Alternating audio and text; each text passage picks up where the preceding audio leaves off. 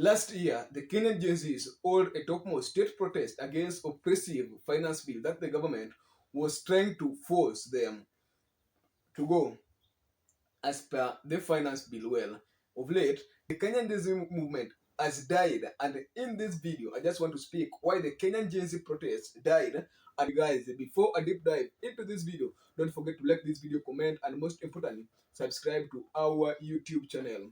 Well, every movement in the world that is leaderless, tribeless, and also moneyless can go not go anywhere. Well, this is the first mistake that the Kenyan Jay-Z's did. Well, according to Kenyan Jay-Z's, they lamented and say that we are leaderless, we are tribalist, we are religionless, and we don't want money. Well, if by any chance you know and you understand the type of movement, I can remember my professor in university on my first year told me the types of movement.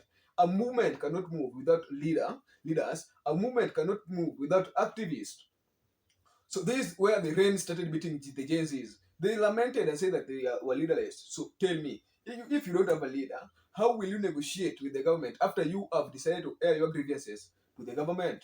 Well, all those asides, let's say that the government now has said that, you know what, I want to listen to you. How many people will you send to that panel?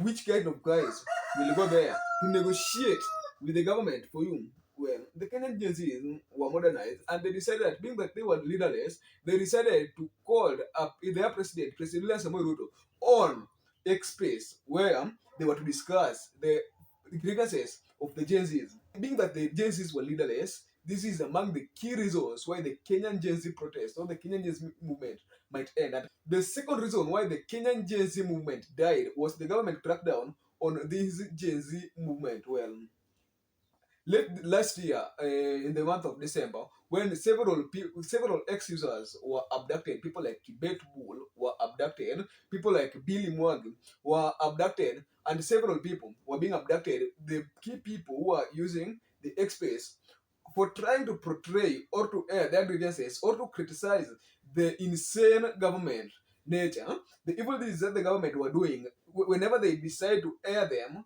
online using cartoons or those images, they were being abducted, arrested, detained, and they were being tortured. So after the people who are doing this movement online viewed this, the fear that was enlightened in them made them to stop the movement. Because tell me, why should I die if I'm only 22 years old?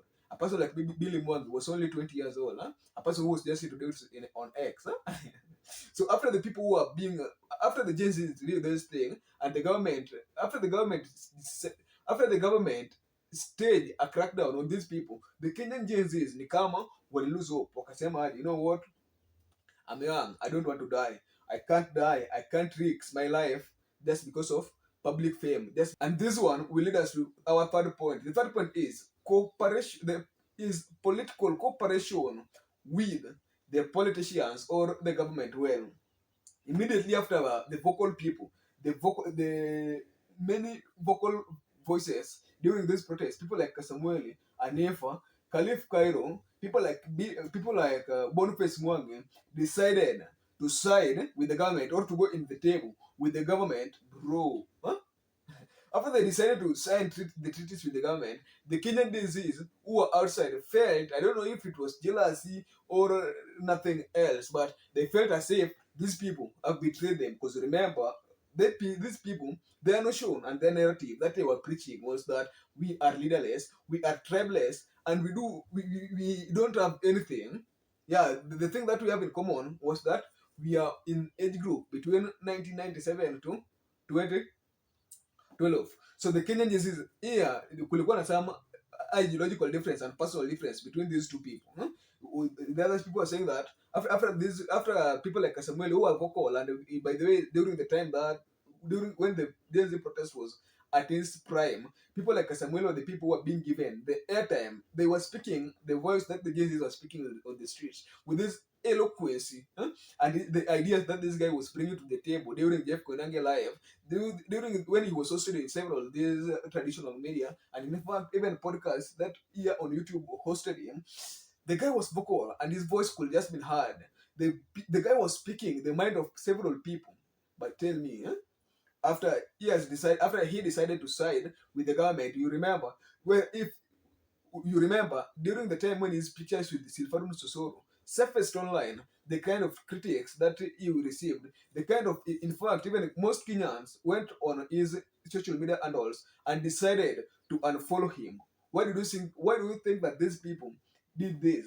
Well, they did this because they felt as if these people had betrayed them. They did this because they felt that the sense of patriotism in these guys was dying. They did this thing because they know very well that you are leaderless. So why do you decide to go the tables with these people who decide to sign, who decide to go as per our will? We requested them to do this. We said that they should reject, but for them, they were lamenting that we should lament. Why are you going to decide with the people who called us treasoners for trying to air our own grievances? Well, this was the main thing why the Kenyan disease waliona aje. If these people, what when you people like Nakasamuela and Boniface Mwagi and Eva, and the guys who are going to side with the government wanakaa nao chini wakafikiria, man, we need to dissolve it. We need to plan this. They are the same people who have sided with the same regime that they were fighting. So this one is among the another thing why the Kenyan JZ protest, why the Kenyan JZ movement died and declined. Well, the fifth and the last point why the Kenyan JZ protest did not go anywhere and the rebirth of it might be very difficult is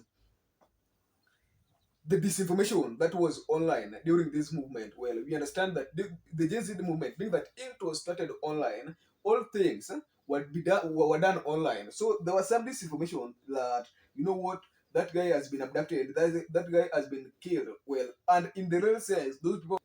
So if I was the person who was airing the grievances, who was airing my grievances with my social media platform, and in this case, I've heard that my partner is missing, bro. Do you expect me to continue posting like that? Huh? What I was posting. Huh? I was among the people who are vocal, who are making serious posts in criticizing the government.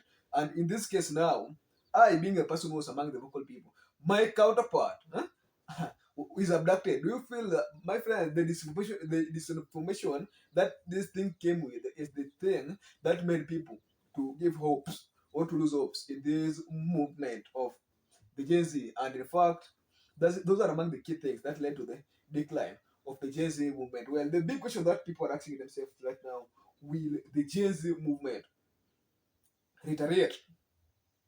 Will the Gen Z movement be back again? Well, my big answer is yes, but only if the Gen Zs themselves decide to come up together, they unite and stop this jealousy that they have in them. Because in this thing, in all this movement, the main thing that has killed the movement for the first round was the jealousy. Because right now on X, people are divided. People are speaking totally different voice from the one that they used to speak during finance bill protests. Anyway, guys, those are just my opinions. Why the Kenyan Gen Z protest ended? Why the Kenyan Gen Z movement might have ended if, by any chance, it will not be seen.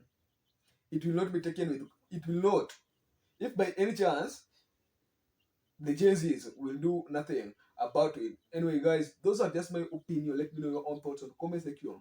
Why you think that the Kenyan Gen Z should revisit and go to the table just to discuss or to discuss and amend what they're going through as a movement. And last, I was your host Silas Oweti. Till next video. Bye bye.